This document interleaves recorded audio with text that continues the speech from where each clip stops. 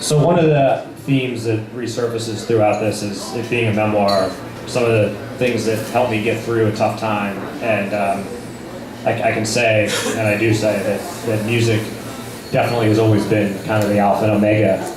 And so it's particularly meaningful to be up here with these guys who have genuinely made music that has helped me through not really that many difficult times, but has made a difference in my life. So it's an unbelievable honor to read this section of your presence, because it is in part dedicated to you guys. And it's called Bright Moments, which is dedicated to, of course, the great Rahsaan Roland Kirk. Question: what's it all about? Answer: I don't know. But I do know a few things. I know some of the things that make me tick. Even though I write for fun, for real, forever, I'd still say that music has always been the central element of my existence, or the elemental center. Writing is a compulsion, a hobby, a skill, a craft, an obsession, a mystery, at times a burden. Music simply is. For just about anyone, all you need is an ear or two, and it can work its magic. But as many people come to realize, if you approach it with your mind and your heart, and eventually, inevitably, your soul, it's capable of making you aware of other worlds. It can help you achieve the satisfaction material possessions are intended to inspire, and it'll help you feel the feelings drugs are designed to approximate, etc. This is what music signifies for me. As a dedicated non-musician, I use this art as a viable source of empowerment. While it remains, first and foremost, a very real and easily identifiable source of extreme pleasure, it's also a vehicle, something I use to get someplace else, a stimulus that demands a response, inexorably capable of conjuring up words and concepts and constructions such as spirit, soul, God, karma, things that are rightfully almost unbearably oblique or pretentious or all too easily invoked, expedient for folks who ardently need a way to articulate the feeling they either can't quite explain or desperately wish to get in touch with. When all else fails, and all else always fails, there's music.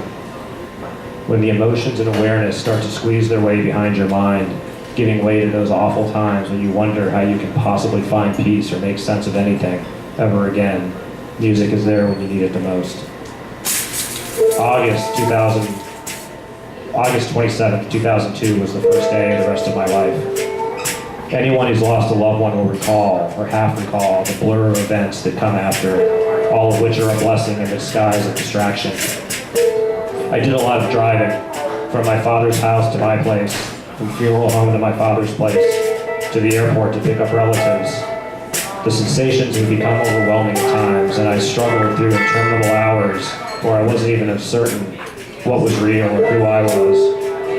During one of those episodes, I was coming or going somewhere and I hadn't been paying attention to my car stereo, and then I came to my senses, recognizing a song I'd heard hundreds of times.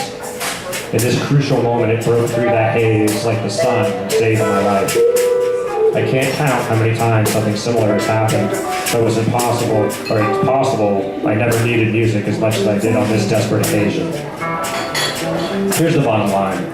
When I contemplate whatever life has in store for me, or even if I allow myself to entertain the worst case scenarios regarding what I could have been or might become, as long as my ears work, all will never be lost. In this regard, I echo the letter of Paul to the Corinthians, which is obligatory reading at every wedding. And though I have the gift of prophecy and understand all mysteries and all knowledge, and though I have all faith so that I might remove mountains, but have not love, I am nothing. I feel that, and I don't know many people who would attempt to contradict such a beautiful, irrefutable sentiment. But I reckon, even if everything else was removed from my life, including love, I could find meaning and solace if I still had music. If I'm ever reduced to a bent-down wreck, so long as I have ears to listen with, I'll never be beyond redemption. I'll always be willing to draw one more breath. Take away my ability to write, speak, see the world, smell the air, drink, eat, emote. This life will still be worth living if I can hear those sounds. Which is why I make this request to my friends, family, and the medical establishment. Even if I'm someday in that coma, and every professional would wager a year's salary, there's no possible way I'm able to register anything. As long as my heart is still beating, please, no matter what else you do, keep the music playing in my presence until I'm cold. Because no matter what you think or whatever you're praying for, as long as I can still hear that music, I'm already in a better place than whatever you imagine or hope I'm headed toward.